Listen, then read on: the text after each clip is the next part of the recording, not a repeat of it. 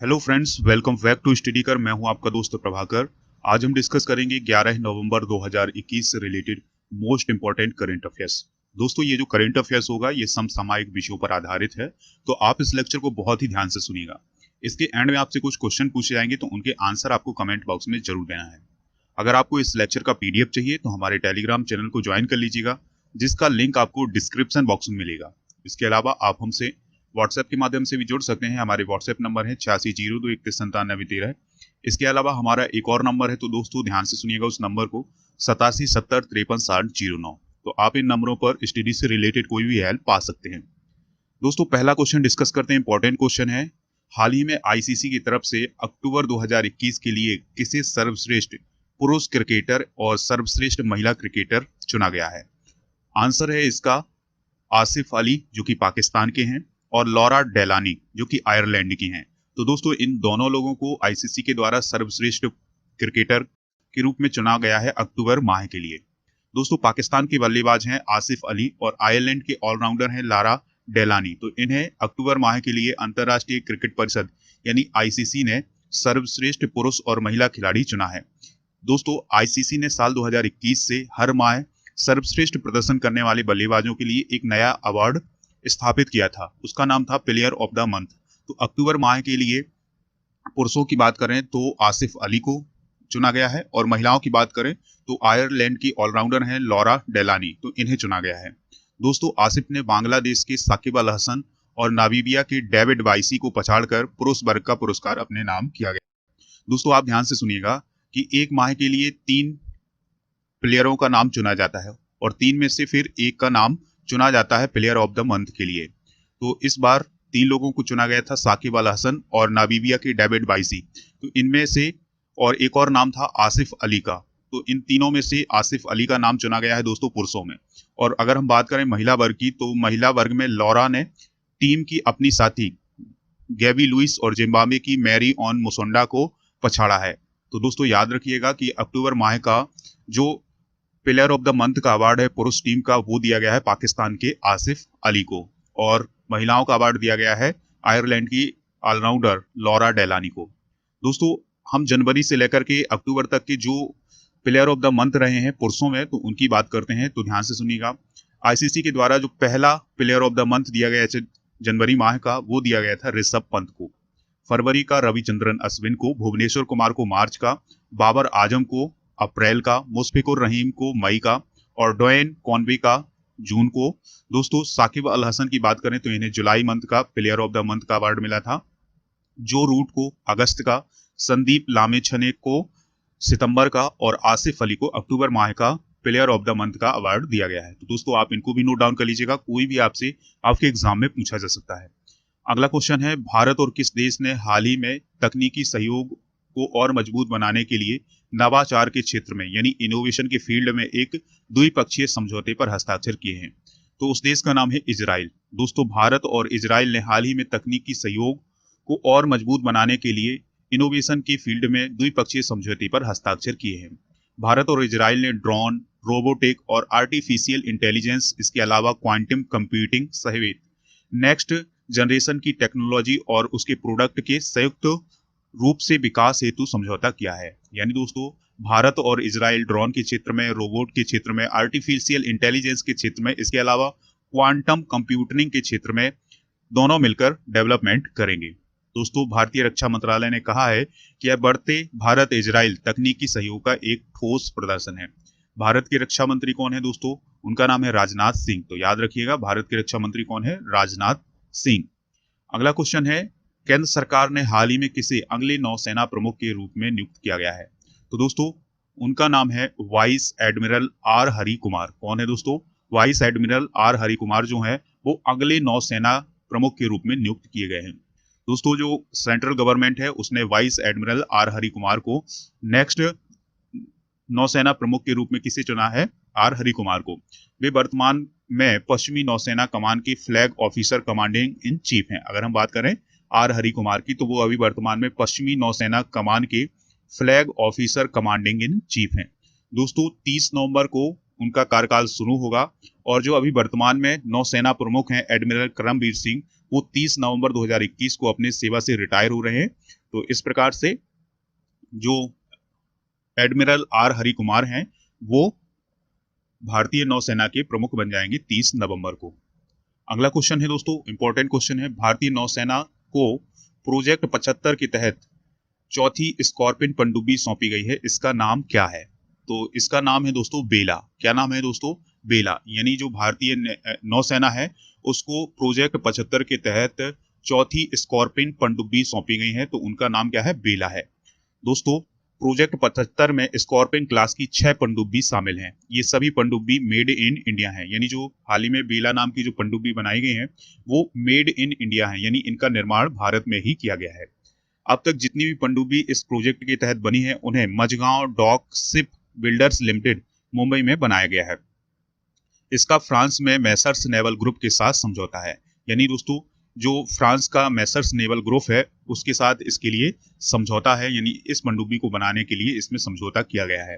बेला पनडुब्बी को बनाने की शुरुआत हुई थी 6 मई 2019 को। तो दोस्तों याद रखिएगा कि जो भारतीय नौसेना को प्रोजेक्ट 75 के तहत जो पनडुब्बी सौंपी गई है उनका नाम क्या है? बेला नाम है। अगला क्वेश्चन है, इंपॉर्टेंट क्वेश्चन है, हाल ही में किस मशहूर मलयालम अभिनेत्री का 84 साल की उम्र में निधन हो गया है? तो उनका नाम है दोस्तों कोझिकोड शारदा। क्या नाम है? कोझिकोड शारदा। मशहूर मलयालम अभिनेत्री है कोझिकोड शारदा। तो उनका 9 नवंबर 2021 को एक मेडिकल कॉलेज में निधन हो गया है। दोस्तों अगर हम उनकी उम्र की बात करें तो वो 84 वर्ष की थी। कोझिकोड की रहने वाली थी कौन? कोझिकोड शारदा। तो उन्हीं के नाम पर, यानी उन्हीं के शहर का नाम ही था उनका नाम। दोस्तों जिन्हें कोझिकोड शारदा के नाम से जाना जाता था, यानी उनका जो नाम था वो क्या था? कोझिकोड शारदा था। फिल्म जगत में अपनी पहचान बनाने वाली अभिनेत्री ने साल 1979 में पहली मलयालम फिल्म अंगाकुर में काम किया था। किसमें किया था दोस्तों? अंगाकुर में इन्होंने काम किया था। यानी जो कोझिकोड शारदा थी उनकी पहली फिल्म क्या थी? अंगाकुर। दोस्तों उन्होंने लगभग 80 फिल्मों में काम किया है। कितनी फिल्मों में काम किया है दोस्तों? 80 फिल्मों में काम किया है। तो याद रखना है मलयालम अभिनेत्री कौन है जिनका हाल ही में निधन हुआ है? कोझिकोड शारदा। अगला क्वेश्चन है, इंपॉर्टेंट क्वेश्चन है, किस राज्य ने देश का पहला बांस से बना क्रिकेट बैट और स्टंप बनाया है? तो दोस्तों इसका आंसर है असम। सॉरी दोस्तों, इसका जो आंसर होगा वो होगा त्रिपुरा। क्या होगा दोस्तों? दोस्तों त्रिपुरा के bamboo and cane development institute ने north east centre of technology application and reach के साथ मिलकर के क्रिकेट बैट का निर्माण किया है। और दोस्तों इसमें जितने भी स्टैंडर्ड थे उनका ध्यान रखते हुए क्रिकेट के बैट और स्टंप बनाए गए हैं। क्योंकि दोस्तों अभी तक क्या होता है कि जो क्रिकेट के बल्ले होते हैं उसमें इस्तेमाल की जाने वाली जो लकड़ी होती है वो बिलो की लकड़ी होती है, यानी जो बिलो होता है उसकी लकड़ी का उपयोग किया जाता है। लेकिन अब एक नया प्रयोग हुआ है जिसमें त्रिपुरा में जो स्टंप बनाए गए हैं और बैट बनाए गए हैं वो भी स्टैंडर्ड रूप से, मतलब जो भी मानक हैं आईसीसी के द्वारा बनाए गए उन पर वो खरा उतरता है। यहाँ पर बात आई है त्रिपुरा की, तो त्रिपुरा की जो कैपिटल है वो क्या है? अगरतला है। और यहाँ के चीफ मिनिस्टर कौन है? बिप्लब कुमार देव। तो दोस्तों आप याद रखिएगा कि त्रिपुरा स्टेट में बांस के बैट और स्टंप बनाए गए हैं, वो भी स्टैंडर्ड रूप से। किसने बनाए हैं दोस्तों? तो याद रखिएगा bamboo and cane development institute ने। अगला क्वेश्चन है, इंपॉर्टेंट क्वेश्चन है दोस्तों, किसने not just cricket A reporters journey नामक पुस्तक लिखी है? तो दोस्तों इसका आंसर है प्रदीप मैगजीन। क्या नाम है दोस्तों? प्रदीप मैगजीन। तो प्रदीप मैगजीन ने कौन सी पुस्तक लिखी है? नॉट जस्ट क्रिकेट ये रिपोर्टर्स जर्नी। तो दिसंबर 2021 में रिलीज होने जा रही है। तो इसको आप याद रखिएगा कि जो प्रदीप मैगजीन है उनके द्वारा पुस्तक लिखी गई है नॉट जस्ट क्रिकेट ये रिपोर्टिंग जर्नी। इसमें जो पत्रकार हैं प्रदीप मैगजीन, तो उनके द्वारा भारतीय क्रिकेट के जीवन के अनुभव, सामाजिक राजनीतिक उतार चढ़ाव शामिल किए गए हैं। तो दोस्तों याद रखिएगा कि जो प्रदीप मैगजीन है उनके द्वारा किस पुस्तक को लिखा गया है? नॉट जस्ट क्रिकेट ये रिपोर्टिंग जर्नी। तो ये थे आज के कुछ इंपॉर्टेंट करंट अफेयर्स। दोस्तों अब हम कल के करंट अफेयर्स का रिवीजन भी कर लेते हैं, तो आप इस लेक्चर को बहुत ही ध्यान से सुनिएगा। हाल ही में किस शहर में यूनेस्को के क्रिएटिविटी सिटीज नेटवर्क में शामिल किया गया है?